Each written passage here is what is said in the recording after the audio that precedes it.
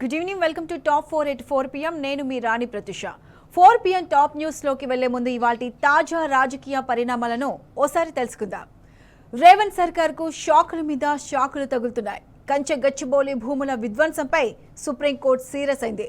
ఇక రజతోత్సవ సన్నాహక సమావేశాలతో బీఆర్ఎస్ మరింత జోరు పెంచింది. అటు కాంట్రాక్ట్ అధ్యాపకులు మహాధర్ణ చేపట్టారు. సాగునీటి కోసం జూరాల ఆయకట్టు రైతులు ఆందోళన బాటపట్టారు.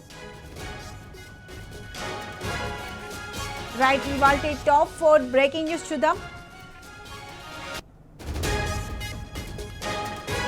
Top 1 breaking news. Kanche Gachibowli భూముల విధ్వంసంపై supreme court serious. Top 2 breaking news. జగిత్యాలలో రజతోత్సవ సన్నాహక సమావేశానికి అపూర్వ స్పందన. Top 3 breaking news. జంగ్ సైరన్ మోగించిన కాంట్రాక్ట్ అధ్యాపకులు. Top 4 breaking news. సాగునీటి కోసం జూరాల ఆయకట్టు రైతుల ఆందోళన.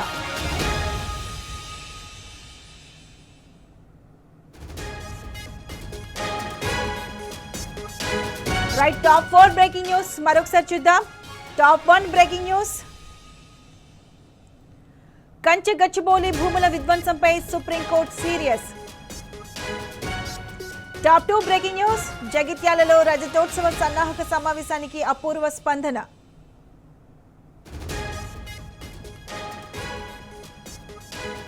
Top 3 breaking news. జంగ్ సైరన్ మోగించిన కాంట్రాక్ట్ అధ్యాపకులు. Top 4 breaking news. సాగునీటి కోసం జూరాల ఆయకట్టు రైతుల ఆందోళన.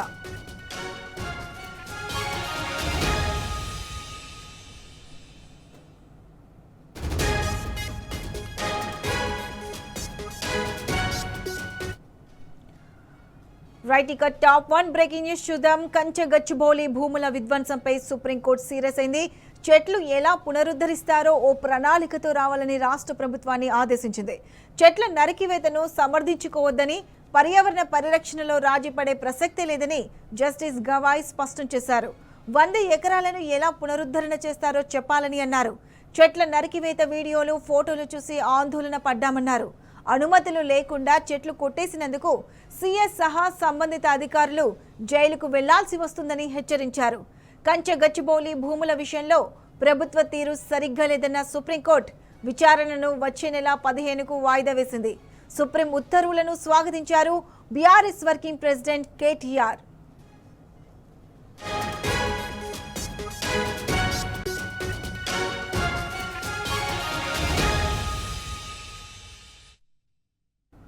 రైట్, కంచె గచ్చిబౌలి భూముల విధ్వంసంపై సుప్రీంకోర్టు సీరియస్ అయిన నేపథ్యంలో పూర్తి అప్డేట్స్ మా క్రైమ్ బ్యూరో చీఫ్ భాస్కర్ అందిస్తారు. భాస్కర్, చెప్పండి, సుప్రీంకోర్టు ఏమని వ్యాఖ్యానించింది?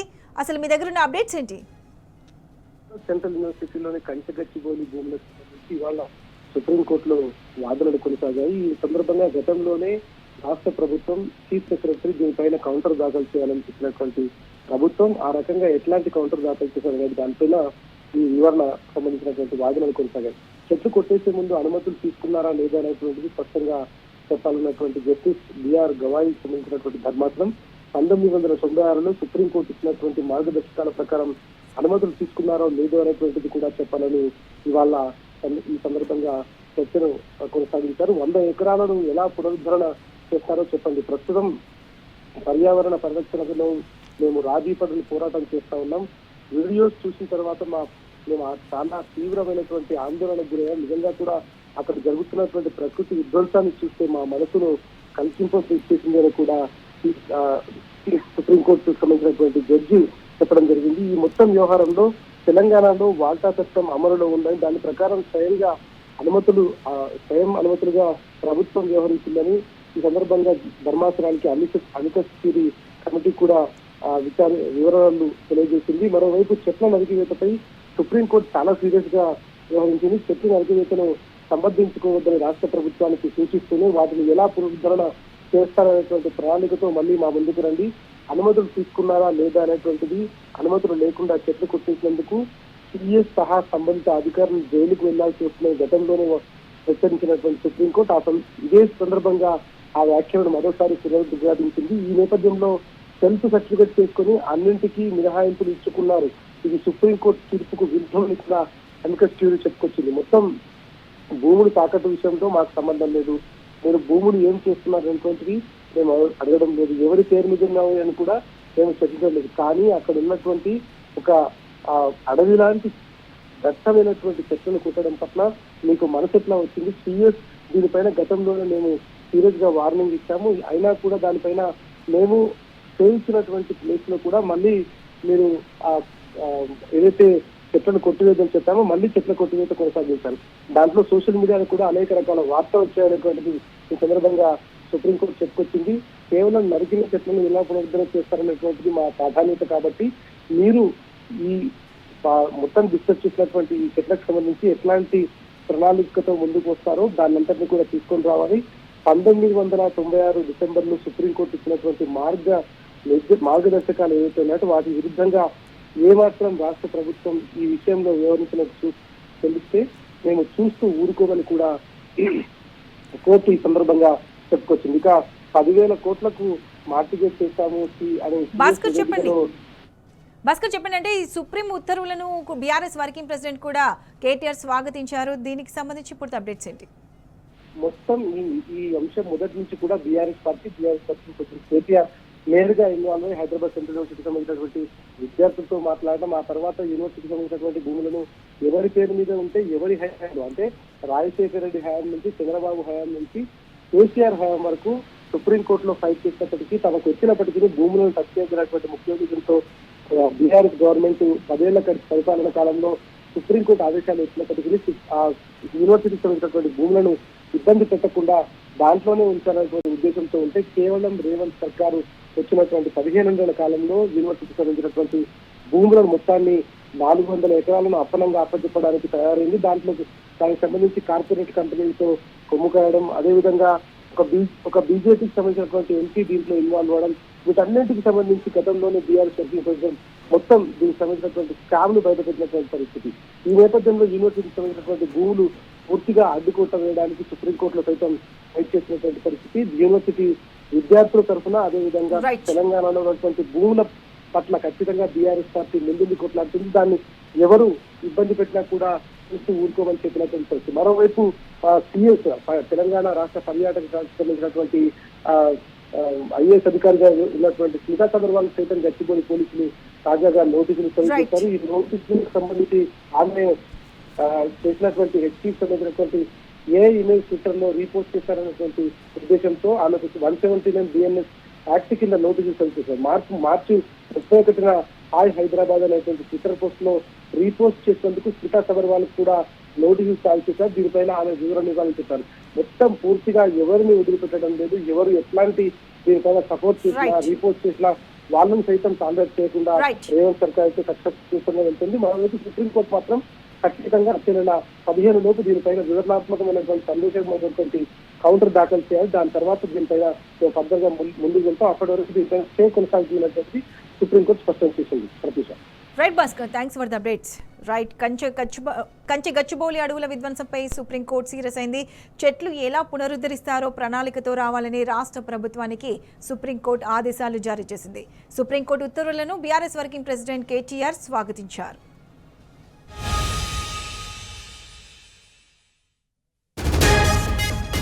రైట్, ఇక టాప్ 2 బ్రేకింగ్ న్యూస్ చూస్తే చెలో వరంగల్ అంటూ జగిత్యాల పిడికిలి బిగించింది. బీఆర్ఎస్ రజతోత్సవ సన్నాహక సమావేశానికి అద్భుత స్పందన లభించింది. ఎమ్మెల్సీ కల్వకుంట్ల కవిత ఈ మీటింగ్ లో పాల్గొని గులాబీ శ్రేణులకు దిశానిర్దేశం చేశారు. రేవంత్ సర్కార్ పై కవిత ఫైర్ అయ్యారు. హామీలను అమలు చేయకుండా తెలంగాణ ప్రజలను కాంగ్రెస్ మోసం చేసిందని మండిపడ్డారు. బీజేపీ కూడా మోసపూరిత విధానాలతో వంచన చేసిందని దుయ్యబట్టారు. తెలంగాణను కాపాడేది కేవలం బీఆర్ఎస్ మాత్రమేనని తేల్చి చెప్పారు. రజతోత్సవం అంటే గులాబీ పండుగ మాత్రమే కాదు, ఇది యావత్ తెలంగాణకు పండుగ అని స్పష్టం చేశారు కవిత.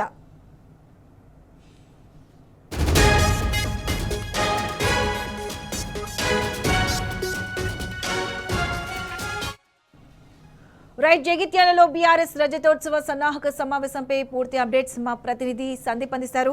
సందీప్, చెప్పండి, బీఆర్ఎస్ రజతోత్సవ సన్నాహక సమావేశానికి జగిత్యాల సిద్ధమైంది. గులాబీ శ్రేణులకు ఎమ్మెల్సీ కవిత కూడా దిశానిర్దేశం చేశారు. దీనికి సంబంధించి పూర్తి అప్డేట్స్ ఏంటి?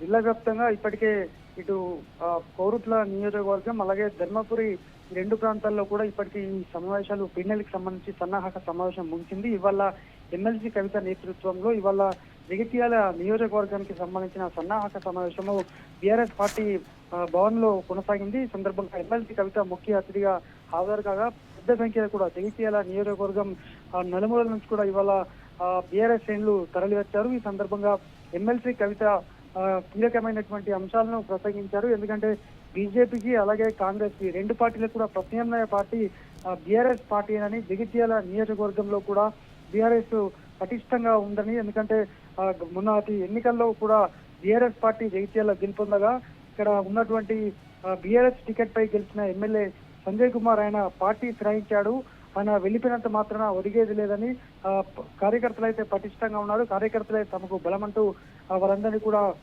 ఉత్సాహపరిచారు. ఈ కార్యక్రమానికి సన్నాహక సమావేశానికి పెద్ద సంఖ్యలో కూడా శ్రేణులు హాజరు కావడంతో ఈ సభ ఇవాళ మీటింగ్ అయితే విజయవంతమైంది. జగిత్యాల నియోజకవర్గం నుంచి పెద్ద సంఖ్యలో కూడా హాజరవుతామని సందర్భంగా ఎమ్మెల్సీ కవితకు చెప్పడం జరిగింది. అయితే ఇప్పుడు ప్రస్తుతం ఉన్నటువంటి పరిస్థితుల్లో ఖచ్చితంగా ఏ ఒక్కరిని కదిలించినా, ఏ ఒక్క నాయకుని, ఏ ఒక్క ప్రజలను కదిలించినా కూడా బీఆర్ఎస్ పార్టీ గురించి చెప్తున్నారు. ఎందుకంటే ఏ ఒక్క హామీ నెరవేర్చలేదు. ఒక ఫ్రీ బస్సు తప్ప, ఫ్రీ బస్సు పేరుతో బస్సులు పెంచాల్సింది పోయి బస్సులు తగ్గించారంటూ కూడా మాట్లాడారు. ఫలితంగా ప్రమాదాలు గురవుతున్నాయి, ఎంతో మంది ఇటు మహిళలు సఫర్ అవుతున్నారు, అలాగే పురుషులు కూడా బస్సులో వెళ్లేందుకు సఫర్ అవుతున్నటువంటి సిచ్యువేషన్. రైతులు ఇబ్బందులు పడుతున్నారు. ఇట్లా అనేక రకాలుగా ప్రతి ఒక్కళ్ళ ఇబ్బంది ఉందని కూడా చెప్పడం జరిగింది. అదే కాకుండా కోరుట్ల నియోజకవర్గం నుండి కోరుట్ల బీడీ కార్మికులు దాదాపు కొన్ని వేల సంఖ్యలో మహిళలు ఉన్నారు.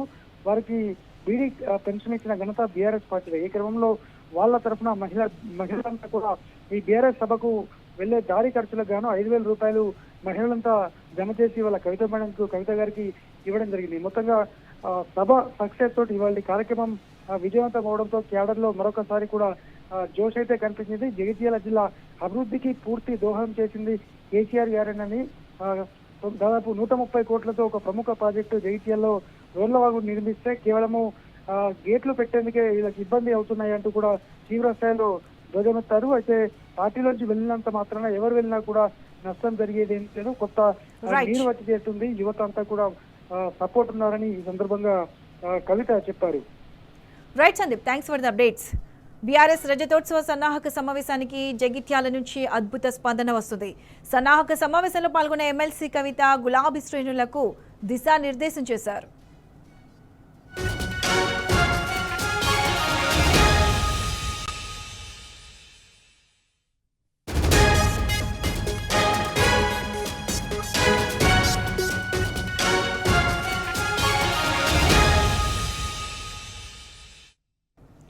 రైట్, ఇక టాప్ 3 బ్రేకింగ్ న్యూస్ చూస్తే కాంట్రాక్ట్ అధ్యాపకులు జంగ్ సైరన్ మోగించారు. రాష్ట్రంలోని 12 యూనివర్సిటీలకు చెందిన కాంట్రాక్ట్ అసిస్టెంట్ ప్రొఫెసర్లు తమ పోరాటాన్ని ఉధృతం చేశారు. ఇందిరా పార్క్ దగ్గర మహాధర్నా చేపట్టారు. తమను క్రమబద్ధీకరించాల్సిందేనని డిమాండ్ చేశారు. తమ వాదనను ఏమాత్రం పట్టించుకోకుండా ప్రభుత్వం విడుదల చేసిన జీవో 21ను వెనక్కి తీసుకోవాలని అన్నారు. అటు చాకలి ఐలమ్మ మహిళా యూనివర్సిటీలో విద్యార్థులు, కాంట్రాక్ట్ లెక్చరర్లు ధర్నాకు దిగారు. కాంట్రాక్ట్ లెక్చరర్లను పర్మనెంట్ చేయకుండా కొత్త రిక్రూట్మెంట్ ఎలా చేపడతారని ప్రశ్నించారు. ప్రభుత్వం వెంటనే సమస్యను పరిష్కరించకపోతే ఆందోళన ఉధృతమవుతుందని హెచ్చరించారు.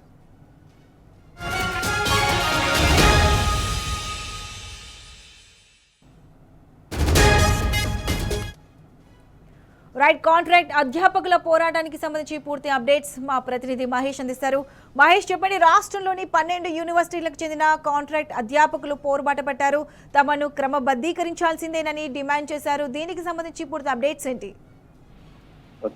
కాంట్రాక్ట్ అసిస్టెంట్ ప్రొఫెసర్లను క్రమబద్ధీకరించాలని నేడు ఇందిరా పార్క్ వద్ద మహాధర్నా నిర్వహించారు. రాష్ట్ర వ్యాప్తంగా ఉన్న 12 విశ్వవిద్యాలయాల నుండి పెద్ద ఎత్తున కూడా అసిస్టెంట్ ప్రొఫెసర్లు ఈ ధర్నాకు తరలి వచ్చారు. రాష్ట్ర ప్రభుత్వం తెచ్చిన జీవో నెంబర్ 21 రద్దు చేయాలని, తమను రెగ్యులరైజ్ చేసిన తర్వాతనే కొత్త నియామకాలు చేపట్టాలని గత కొద్ది రోజులుగా కాంట్రాక్ట్ అసిస్టెంట్ ప్రొఫెసర్లు క్లాసులు బహిష్కరించి నిరసన చెప్తున్న పరిస్థితి కనిపిస్తా ఉంది. కాంగ్రెస్ పార్టీ ఎన్నికల మేనిఫెస్టోలో సైతం కాంట్రాక్ట్ అధ్యాపకులను క్రమబద్ధీకరిస్తామని హామీ ఇచ్చింది. అయితే అధికారంలోకి వచ్చి దాదాపు 16 నెలలు అవుతున్నా కానీ తమ సమస్య పరిష్కరించడం లేదని రాష్ట్ర ప్రభుత్వ తీరుపై కాంట్రాక్ట్ లెక్చరర్స్ ఆగ్రహం వ్యక్తం చేస్తున్న పరిస్థితి కనిపిస్తా ఉంది. అసిస్టెంట్ ప్రొఫెసర్లకు మద్దతుగా నేడు కోటిలోని చాకలి ఐలమ్మ యూనివర్సిటీలో విద్యార్థులు నిరసన చేపట్టారు. రోడ్లపైకి వచ్చి అసిస్టెంట్ ప్రొఫెసర్లకు మద్దతుగా కూడా వారు నిలిచిన పరిస్థితి కనిపిస్తా ఉంది. అసిస్టెంట్ ప్రొఫెసర్లను రెగ్యులరైజ్ చేయకపోతే పెద్ద ఎత్తున ఉద్యమిస్తామని రాష్ట్ర ప్రభుత్వానికి వ్యతిరేకంగా నినాదాలు కూడా తెలిసిన పరిస్థితి కనిపిస్తా ఉంది. ఇక ఇందిరా పార్క్ లో జరిగిన మహాధర్నాకు అసిస్టెంట్ ప్రొఫెసర్లకు మద్దతు తెలిపేందుకు బీఆర్ఎస్ పార్టీ నుంచి మండలి ప్రతిపక్ష నేత మల్సునాచారి హాజరయ్యారు. కాంట్రాక్ట్ అసిస్టెంట్ ప్రొఫెసర్లను తమ న్యాయమైన డిమాండ్లను పరిష్కరించే వరకు రాష్ట్ర ప్రభుత్వంపై బీఆర్ఎస్ పార్టీ పోరాటం చేస్తుంటుంది. కాంట్రాక్ట్ అసిస్టెంట్ ప్రొఫెసర్లకు బీఆర్ఎస్ పార్టీ సంపూర్ణ మద్దతు ఉంటుందని కూడా మల్సునాచారి చెప్పిన పరిస్థితి అయితే ఉన్నది. మహేష్ చెప్పండి, తమ డిమాండ్ను పరిష్కరించకపోతే సమస్యను ఉధృతం చేస్తామని కూడా అధ్యాపకులు హెచ్చరిస్తున్నారు. సరే, మరి ఏ విధంగా ఉండబోతుంది కార్యాచరణ? దీనికి సంబంధించి అప్డేట్స్ ఏంటి? ఇప్పటికే గత కొద్ది రోజుగా కూడా అటు యూనివర్సిటీల్లో క్లాసులు బహిష్కరించి అటు శాంతియుతంగా నిరసన చెప్తున్న పరిస్థితి కనిపిస్తా ఉంది. ఈ రోజు పెద్ద ఎత్తున కూడా ఇందిరా పార్క్ వద్ద వచ్చి అటు నిరసన కూడా దీక్ష కూడా మహాధర్నా చేపట్టిన పరిస్థితి ఉంది. అయితే ఈ 19 నుంచి ఈ నెల 19 నుంచి అటు ఇప్పటికే సమ్మె నోటీస్ కూడా ఇచ్చిన పరిస్థితి కనిపిస్తాము. అన్ని యూనివర్సిటీల వీసీలకు సమ్మె నోటీసు ఇచ్చారు. ఈ 19 నుంచి కూడా ఖచ్చితంగా తమ సమస్యలు పరిష్కరించకపోతే సమ్మెకు వెళ్తామంటూ కూడా ఇప్పటికే ఆదేశాలు కూడా జారీ చేసిన పరిస్థితి కనిపిస్తా ఉంది. ఇప్పటికైనా కానీ రాష్ట్ర ప్రభుత్వము తమ న్యాయమైన డిమాండ్లు పరిష్కరించాలి. జీవో నెంబర్ 21 రద్దు చేసి తమను రెగ్యులరైజ్ చేసిన తర్వాతనే కొత్త నియామకాలు చేపట్టాలని కూడా కాంట్రాక్ట్ అసిస్టెంట్ ప్రొఫెసర్లు ప్రధానంగా రాష్ట్ర ప్రభుత్వాన్ని డిమాండ్ చేస్తున్న పరిస్థితి ఉంది.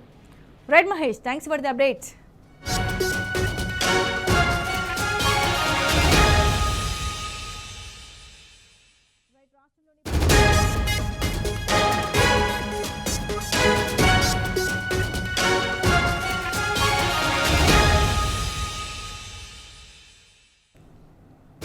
రాష్ట్రంలోని 12 యూనివర్సిటీలకు చెందిన కాంట్రాక్ట్ అధ్యాపకులు ఇందిరా పార్క్ దగ్గర మహాధర్నా చేపట్టారు. తమను క్రమబద్ధీకరించాల్సిందేనని డిమాండ్ చేశారు. జీవో 21 వెనక్కి తీసుకోవాలని కాంట్రాక్ట్ అధ్యాపకులు మహాధర్నా చేస్తున్నారు.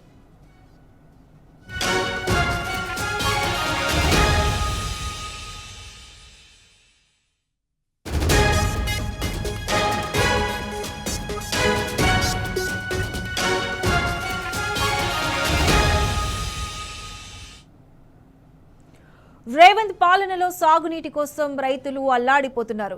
టాప్ 4 బ్రేకింగ్ న్యూస్ చూస్తే రేవంత్ పాలనలో సాగునీటి కోసం రైతులు అల్లాడిపోతున్నారు.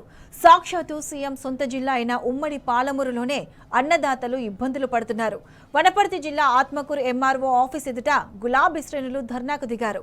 జూరాల ఆయకట్టుకు వెంటనే నీటిని విడుదల చేసి రైతులను ఆదుకోవాలని డిమాండ్ చేశారు. ఈ మేరకు రైతులతో కలిసి ఎంఆర్ఓకు వినతి పత్రం అందించారు. అటు జూరాల ప్రాజెక్టు దగ్గర ఆయకట్టు రైతులు ఆందోళన బాటపట్టారు. రాస్తారోకో నిర్వహించి నిరసన వ్యక్తం చేశారు.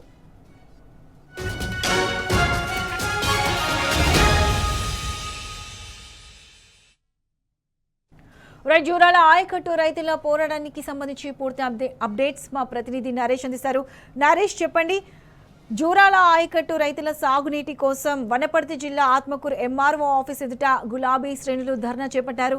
దీనికి సంబంధించి పూర్తి అప్డేట్స్ ఏంటి? ఇవాళ వనపర్తి జిల్లా ఆత్మకూరు ఎంఆర్ఓ ఆఫీస్ ముందు బీఆర్ఎస్ పార్టీ రైతులకు జూరాల ఆయకట్టు రైతులకు మద్దతుగా ధర్నా చేశారు. రోడ్డుపై బైఠాయించి తమ నిరసనను తెలియజేశారు. ఉమ్మడి పాలమూరు జిల్లా వరప్రదాయనిగా ఉన్నటువంటి జూరాల ప్రాజెక్టు ఆయకట్టు రైతులకు ఈ యాసంగి సీజన్ లో నీటి విడుదల చేయడంలో ప్రభుత్వ యంత్రాంగం పూర్తిగా విఫలమైంది. ప్రతిపాదించినటువంటి ఆయకట్టు 35,000 ఎకరాలకు సాగునీరు అందించడంలో అధికారులు ఫెయిల్ అయ్యారు. ప్రణాళికాబద్ధంగా నీటిని విడుదల చేయకపోవడంతో చివరన ఉన్నటువంటి పంటలకు టేలెండ్ కాలువ వద్ద ఉన్నటువంటి పంటలకు నీళ్లు అందకపోవడంతో పంటలు ఎండిపోయేటటువంటి పరిస్థితి నెలకొంది. గత 3 వారాల నుంచి కూడా ఆయకట్టు రైతులకు వారాబందీగా అంటే వారానికి 4 రోజుల పాటు నీటిని విడుదల చేయాల్సి ఉంది. అయితే గత 3 వారాల నుంచి కూడా వారాబందీగా నీటిని విడుదల చేయడంలో అధికారులు విఫలమయ్యారు. కేవలం 3 రోజులు 2 రోజులు మాత్రమే నీటిని విడుదల చేయడంతో పంటలకు సరిగా నీరు అందడం లేదు. దీంతో ఆగ్రహించినటువంటి రైతులు నిన్న జూరాల ప్రాజెక్టు ఎడమ కాలువ వద్ద బైఠాయించి తమ నిరసనను తెలియజేశారు. దీంతో గద్వాలు ఆత్మకూరు మధ్య రాకపోకలు నిలిచిపోయాయి. అక్కడ రైతులకు పోలీసులకు వాగ్వాదం ఏర్పడింది. అక్కడ ఉద్రిక్త వాతావరణం చోటు చేసుకుంది. అయితే ఇవాళ రైతులకు మద్దతుగా ఆత్మకూరు మండల కేంద్రంలో బీఆర్ఎస్ పార్టీ శ్రేణులు ధర్నా చేశాయి. రైతులను ఆదుకోవాలని, వెంటనే సాగునీటిని విడుదల చేయాలని చెప్పి డిమాండ్ చేస్తూ బీఆర్ఎస్ పార్టీ శ్రేణులు ధర్నా చేశారు.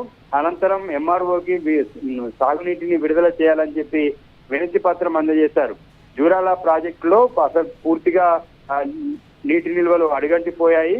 అయితే కర్ణాటక నుంచి సాగునీటిని విడుదల చేయించడంలో ఇక్కడ ఉన్నటువంటి తెలంగాణ సర్కార్ విఫలమైందని చెప్పుకోవచ్చు. ఇక్కడ ఉన్నటువంటి జిల్లా మంత్రి జూపల్లి ఎమ్మెల్యేలతో కలిసి అక్కడ ఉన్నటువంటి సీఎం సిద్ధరామయ్యను, ఉప ముఖ్యమంత్రిగా ఉన్న డీకే శివకుమార్ ని ఇద్దరిని కూడా రిక్వెస్ట్ చేశారు. రిక్వెస్ట్ చేసినప్పటికీ కూడా కర్ణాటక సర్కారు 4 టీఎంసీలను నీటి విడుదల ఒప్పుకుందని చెప్పి మంత్రులు ప్రకటన విడుదల చేశారు. దాదాపుగా 2 నెలలు గడిచిపోయింది. వారు ఆ కర్ణాటక పర్యటనకి వెళ్లి 3 రోజుల పాటు అక్కడే ఉండి అక్కడ ఉన్నటువంటి సీఎం ని డీకే శివకుమార్ ని కలిసి ఆ తెలంగాణకు 5 టీఎంసీల నీటిని విడుదల చేయాలని రిక్వెస్ట్ చేశారు. అయితే 4 టీఎంసీలకు ఒప్పుకున్నట్లుగా ఆ మంత్రులు ప్రకటన విడుదల చేశారు. దాదాపుగా 2.5 నెలలు కావస్తుంది. కానీ కర్ణాటక సర్కార్ కేవలం 1 టీఎంసీ నీటిని మాత్రమే జూరాలకు వదిలారు. కానీ వేసవి కాలం కావడంతో జూరాల ప్రాజెక్టుకి 0.45 టీఎంసీలు మాత్రమే నీరు చేరుకుంది. ఈ నీటితోటి ఇన్ని రోజుల పాటు రైతులకు సాగునీటిని విడుదల చేస్తూ వచ్చారు. అయితే సరైనటువంటి ప్లానింగ్ లేకపోవడంతో, ఇరిగేషన్ అడ్వైజరీ బోర్డు సూచనలు పాటించకపోవడంతో ఆయకట్టు ప్రతిపాదించినటువంటి 35,000 ఎకరాలకు నీటిని విడుదల చేయలేకపోయారు. దీంతో పాటు ఇప్పటికే జూరాల ఆయకట్టుకు సంబంధించి పంటలు ఎండిపోయాయి కూడా. రైతులు ఎండిపోవడంతో పశువుల మేతకు కూడా వదిలేశారు. అయితే చివరి దశలో ఉన్నటువంటి పంటలకు మరొక 4-5 రోజులు నీటిని విడుదల చేస్తే పంటలు చేతికొచ్చేటటువంటి అవకాశం ఉన్న నేపథ్యంలో ఇప్పటికే రైతులు స్థానిక ఎమ్మెల్యేను కూడా కలిసి నీటిని విడుదల చేయాలని చెప్పి గత 10 రోజుల నుంచి కూడా రిక్వెస్ట్ చేస్తూ వచ్చారు. అయినప్పటికీ కూడా ప్రభుత్వం స్పందించకపోవడంతో నిన్న ఎడమ కాలువ వద్ద రైతులు బైఠాయించి అక్కడ నిరసనలు తెలియజేశారు. అర్ధరాత్రి వరకు కూడా రైతులు నీటి విడుదల కోసం ఎదురు చూస్తారు. అయినప్పటికీ కూడా ప్రభుత్వం స్పందించలేదు. ఇవాళ బీఆర్ఎస్ పార్టీ కూడా రైతుల పక్షాన ధర్నాకి దిగింది. అయితే కొద్దిసేపటి క్రితమే మత్తల్ ఎమ్మెల్యే వాకిడి శ్రీహరి ఎడమ కాలువ నుంచి నీటిని విడుదల చేసినట్లుగా తెలుస్తుంది. రైతుల పోరాటం, ఇటు బీఆర్ఎస్ పార్టీ పోరాటానికి ప్రభుత్వం తలొగ్గి రైతుల కోసం నీటిని విడుదల చేసినట్లుగా తెలుస్తుంది. అయితే గత కొంతకాలంగా కూడా ఈ జూరాల ప్రాజెక్టుకు సంబంధించి ఎడమ కుడి కాల్వలకు నీటి విడుదల సరిగా చేయకపోవడంతో పంటలు ఎండిపోయేటటువంటి పరిస్థితి నెలకొంది. అయితే నీటి లభ్యత సరిగా లేనప్పుడు ఆయకట్టుకి 35,000 ఆయకట్టుకు నీటిని విడుదల చేస్తామని చెప్పి స్థానికంగా ఉన్నటువంటి ఎమ్మెల్యే కావచ్చు, ఇరిగేషన్ అధికారులు ప్రకటించడంతో తాము పంటలు సాగు చేశామని, కానీ చివరి దశలో పంట చేతికొచ్చేటటువంటి సందర్భంలో ప్రభుత్వం నీళ్లు లేవని చెప్పి చేతులెత్తేయడంతో రైతులు ఆగ్రహం వ్యక్తం చేస్తున్నారు. ఇదే విషయం నీటి లభ్యత యాసంగి సాగుకు లేదని ముందే సమాచారం ఇస్తే మేము పంటలు సాగు చేయకపోయే వాళ్ళం కదా అని చెప్పి రైతులు చెప్తున్నారు. పంట సాగు చేసి వేలాది రూపాయల పెట్టుబడి పెట్టిన తర్వాత చివరి దశలో నీటిని విడుదల చేయకపోతే తీవ్రంగా ఆర్థికంగా నష్టం వాటిల్లుతుందని చెప్పి రైతులు తమ ఆవేదనను వ్యక్తం చేస్తూ ఉన్నారు. అయితే ఈ రైతుల డిమాండ్ ని దృష్టిలో ఉంచుకునే ప్రభుత్వం స్పందించి కొద్దిసేపటి క్రితమే స్థానికంగా ఎమ్మెల్యే వాకిటి శ్రీహరి నీటిని విడుదల చేసినట్లుగా తెలుస్తుంది. Right Naresh, thanks for the updates.